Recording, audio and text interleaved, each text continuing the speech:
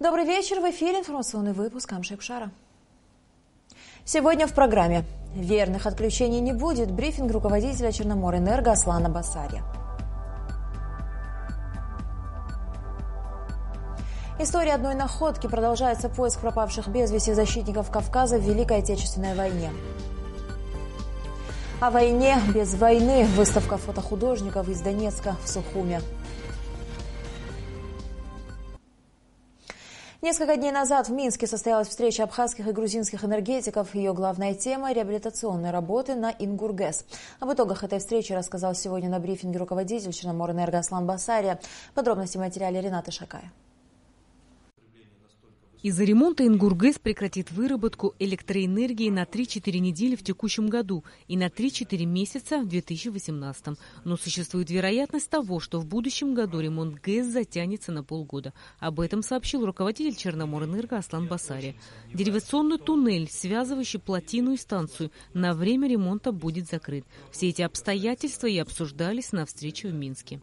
У нас проходили достаточно серьезные совещания в городе Москва. Они были связаны с государственными структурами союзного нам государства, Российской Федерации, потому что без помощи Российской Федерации в рамках этого перетока нам достаточно сложно решать эти вопросы. И после этого у нас произошла встреча в городе Минск с вице-премьером и министром энергетики Грузии Кахой Каладзе. То, что вы, как все знаете и в курсе, мы взаимодействуем по вопросу энергетики более 20 лет. И в силу того, что этот объект, он в таком совместном пользовании, мы обязаны согласовывать принятие всех технических, в том числе, решений по остановке ГЭСа, по запитыванию Абхазии и по комплексу тех вопросов, которые могут появляется в процессе этой работы. Проблема энергоснабжения в Абхазии остается одной из самых острых фактически на протяжении всего поствоенного периода. Особенно она обостряется ранней весной, еще до таяния снегов, когда уровень Джварского водохранилища критически низок. Всем известно, что на определенный период времени комплекс Ингургэс, единственная генерация, находящаяся на территории Республики Абхазия, он должен быть остановлен. Остановка, она связана с проведением изыскательских работ и мониторинга деривационного туннеля, который связывает Джварское водохранилище с генерацией, которая находится на территории Республики Абхазия. Данная остановка, она обусловлена тем, что последний раз в этом туннеле проводились работы в 2006 году. По нормативам такие работы должны проводиться каждые 5 лет, но, к сожалению, таких возможностей не было, в связи с чем сейчас нужно провести достаточно глубокий мониторинг этого туннеля и принять уже технические решения, запроектировать проведение работ, которые будут предварительно проведены в 2018 году. На Ингургэс около 10 лет не проводились ремонтные работы. В его необходимости специалисты не сомневаются. Принимать участие в ремонте будут и абхазские специалисты, как только начнется сброс воды на плотине. После наших приездов с этих командировок вчера было проведено совещание у президента. Президент дал поручение кабинету министров, дал поручение нам, для того, чтобы мы уже обращались и включали те ресурсы, которые у нас есть, обращались к российской стороне. Это уровень тоже правительства Российской Федерации и уровень той организации, которая курирует все наши процессы. Это Министерство по делам Северного Кавказа.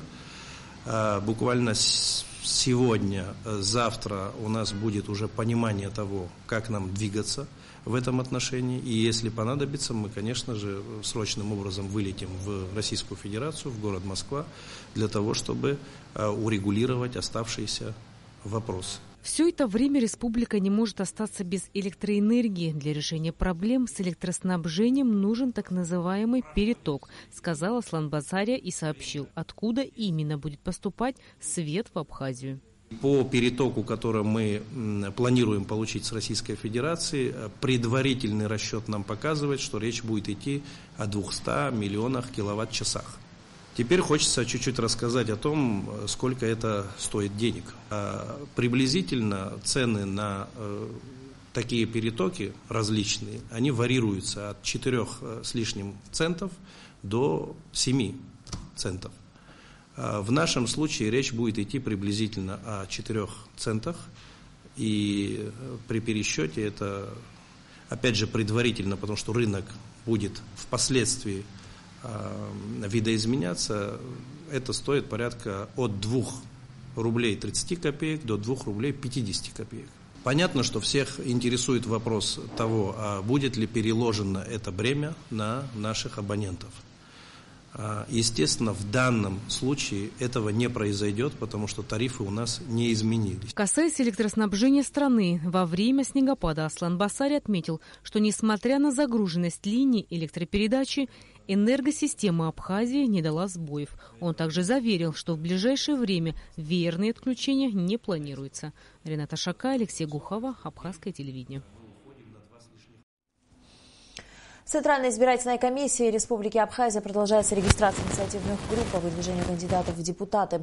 На 31 января зарегистрировано 108 инициативных групп и 3 политические партии – Айна, Рам, Сахара и Народный фронт за справедливость и развитие. Процесс регистрации инициативных групп завершится 10 февраля.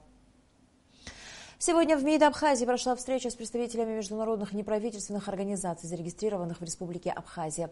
В ходе встречи речь шла о новой схеме работы международных организаций и МИД Абхазии. В частности, была достигнута договоренность о встрече с каждой организацией по отдельности для предоставления отчета в виде презентации о деятельности, осуществляемой организациями в Абхазии.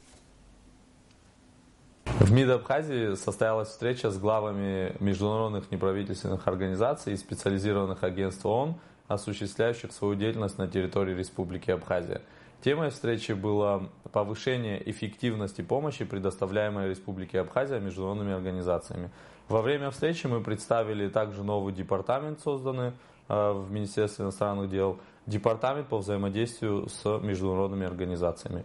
Этот департамент призван максимально эффективно координировать и контролировать всю деятельность международных организаций на территории нашей республики. Кроме того, мы поделились своими планами на 2017 год о внедрении практики регистрации проектов международных организаций в МИДе Абхазии для последующего их одобрения. Помимо этого, мы также попросили глав международных организаций вовремя обновлять свои сертификаты регистрации в Министерстве юстиции Республики Абхазия, а также поделились планами на 2017 год о том, чтобы вернуться к практике аккредитации иностранных граждан, сотрудников международных организаций, работающих на территории Республики Абхазия. Все это делается нами для того, чтобы максимально эффективно использовать международную помощь, предоставляемую Абхазии.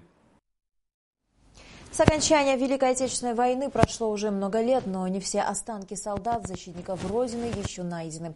Сейчас о находке спустя 7 десятков лет. В июле прошлого года в окрестностях Санчарского перевала были обнаружены останки 32 советских солдат, которые погибли в октябре 1942 года при попытке штурма перевала. Долгое время многие из них были в списках пропавших без вести. Военнослужащим выдавались медальоны или личные опознавательные знаки, по которым похоронные команды и штабы должны были определять биографические данные солдата и его принадлежность к определенной войсковой единице. Среди останков 32 солдат было обнаружено 2 таких медальона. Один из них удалось раскрыть и прочитать. Из 30 человек, количество определили по останкам, количество остатков обуви. Из 30 с лишним человек было обнаружено только 2 медальона, из чего один читался. Но благодаря этому читаемому медальону впоследствии удалось установить список тех остальных бойцов, кто погиб в этот день из этого подразделения по линии Центрального архива Министерства обороны Российской Федерации. Там оказались люди разных национальностей, уроженцы различных республик, краев, областей бывшего Советского Союза. Среди защитников Родины, павших смертью храбрых, у подножия Санчарского перевала оказались и 2 абхазских бойцов – Ажиба и Куция, 1907 и 1914 годов рождения. Бросили, что называется, клич. Среди фамилий о том, может быть, кто-то что-то знает об этих людях, если они успели оставить потомков. да, к тому времени, значит, один 1907 года рождения, а другой 1914, то есть вполне возможно, что они уже были женаты, у них были дети. Значит, на призыв откликнулся в частности Бота Ажиба, который связался с представителями фамилии Ажиба, проживающими, как оказалось, в городе Батуми. Оказалось, что Ажиба Ахмед, один из тех бойцов, который погиб при попытке штурма Санчарского перевала, значит, был женат. Его дочь, к сожалению, умерла, но успел оставить, значит, опять-таки, да, внуков и внучку, которые ныне пребывают, в общем-то, в добром здравствии. На голые, в буквальном смысле кости неупокоившихся солдат случайно наткнулись охотники. На каменных скалах останки 32 солдат 66-го стрелкового полка 1-й стрелковой дивизии 6-й армии Закавказского фронта пролежали более 70 лет. Безусловно, останки защитников Родины должны быть преданы земле со всеми почестями. Конечно же, сейчас можно говорить о том, допустим, где можно будет похоронить этих людей, или это в селении Псху, Схумского района, или непосредственно в городе Сухум, решение уже за властями. Но в любом случае предполагается организация, как только станут свободные перевалы, да, и тропки, ведущие туда, организация, значит, экспедиция, которая извлечет со всеми надлежащими, значит, да, протокольными формальностями, значит, сделает карту захоронения, так называемую, да, останки этих воинов спустит вниз, над ними должен обязательно поработать антрополог и судмедэксперт, который, скажем так, разложит, да, как пазлы, вот эти все груду костей, да, на отдельные скелеты. И потом уже впоследствии предание земле, собственно говоря, с воинскими почестями. Прискорбным является тот факт, что за все это время ни один человек не обратился к властям о столь важной находке. Останки бойцов лежат на довольно-таки видном месте. Более того, можно смело предположить, что они подверглись действиям так называемых черных копателей, так как на месте не было найдено и намека на остатки вооружения, воинского снаряжения, обмундирования. Но теперь, спустя 7 десятков лет, души героических погибших за свободу Кавказа солдат наконец обретут долгожданный покой. В Сухуме в детском доме творчества «Айнар» прошла выставка фотографий донецких фотохудожников. 30 фотографий самой различной тематики были выставлены сегодня для абхазского зрителя. Репортаж Сарии Смор. Есть только миг между прошлым и будущим. Именно он называется «Жизнь». Эти строки из песни, которые знает и может напеть каждый, здесь очень кстати. На всех этих фотографиях изображен миг из жизни фотографов Донбасса и их героев. На снимках лица детей, мужчин, женщин, живописные пейзажи, но никак не война. Тем самым авторы хотели показать, насколько прекрасна жизнь без насилия. На этих работах представлены разнообразные пейзажи и какой-то тот самый миг, важный для каждого фотографа в тот или иной промежуток времени.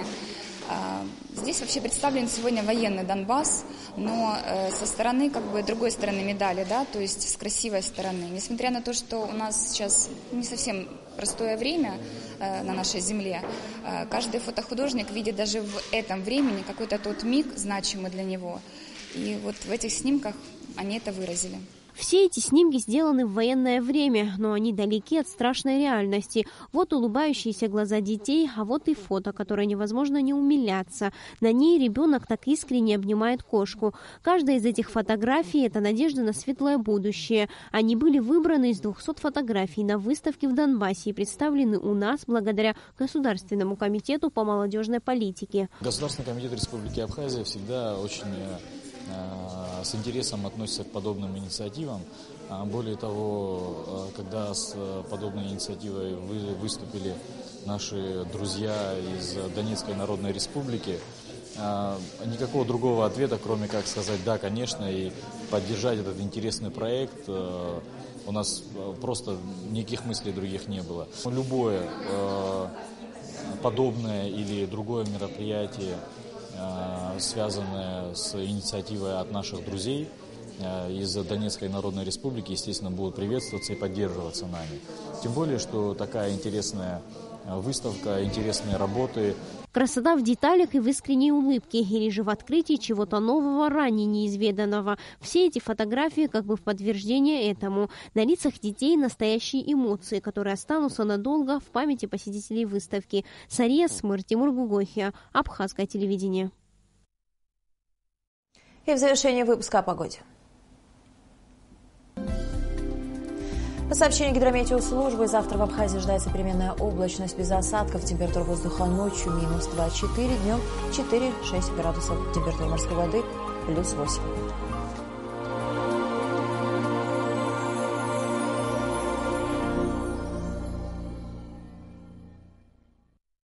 На этом наш выпуск завершен. До скорых встреч в эфире.